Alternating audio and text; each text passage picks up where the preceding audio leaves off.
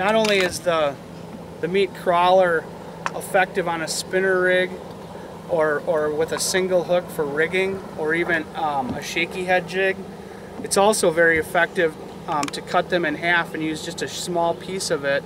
And I'll just nose hook this on a jig and I'll use it for pitching. The other thing that you can do with it is I can thread it up the jig and vertical jig with it. So in this case, just take the jig,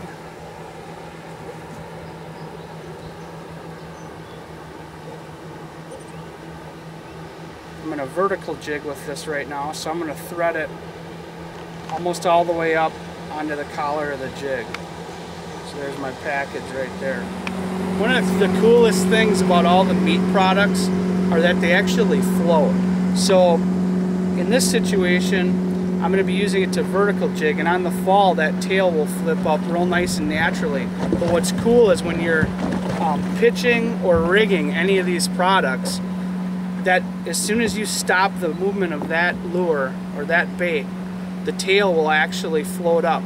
This is the only artificial crawler imitation that I found that when the fish are completely shut down and they want something dead sticked, they will pick this thing right up off the bottom. And the reason for that is when you leave it lay on the bottom, that tail actually, even though that bait isn't moving, that tail slowly starts to float up, and that is huge. Not only on the crawler, but the leech especially. Let's catch some fish.